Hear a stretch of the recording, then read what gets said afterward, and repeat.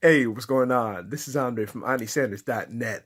Routines can be powerful. And this is something I picked up on listening to a podcast the other week from Eric Thomas.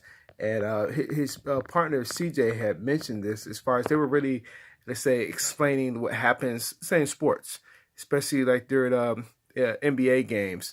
There's some of the guys throughout the league are always continuously, just working their craft, whether it be the dribbling, the shooting, work on their defense. But the thing is, it's interesting too that the teams that are always at that championship level, even though we're watching that TV, we're always talking about the triumphs.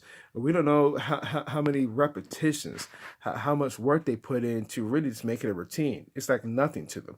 So let's say if it's a close game and as a fan, we're sitting there, maybe screaming and hollering, or our hearts are pumping, watching the TV. It's this routine to them because they've done it so many times. All the repetitions, all the work in practices, and even outside of practice, what they do in their own time. You see, like whether it be studying film, working on themselves as well. So then when it's again, a tight game, it's really a routine for them. Like for the ones that are like that come through to the end.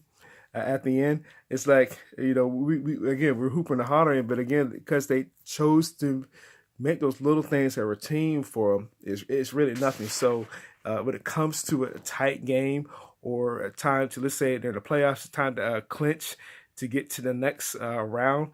It's been routine for them because they just worked on it so many times. And again, routines can be, used in any parts of life.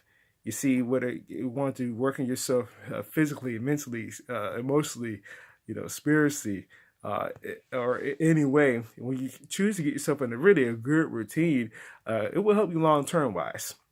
You see, it's obvious to talk about the bad as well because it goes good and bad, obviously. But I mean, it's just kind of really obvious because like you just set up one bad routine, and then over time, this things just pretty much just the walls come crashing down because you got yourself into a bad routine.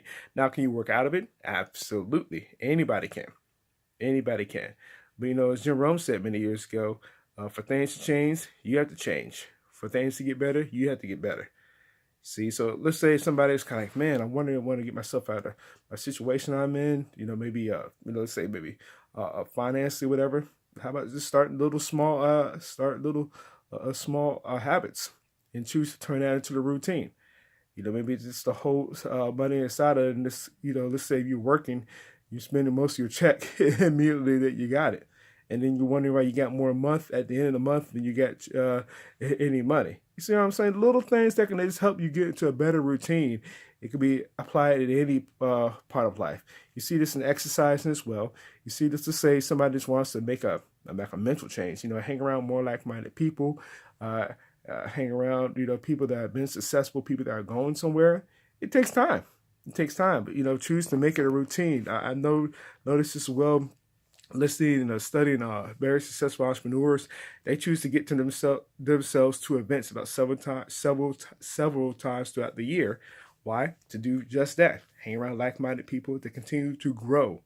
That's the whole point. Why not continue this to grow immensely as well? Because again, it can take you so far as you continue on this journey of life. So something I want to leave you with. And if you got value for what we shared here, I'd love to read your comments below. I'd like to see this video. That being said, I will see you in the next video.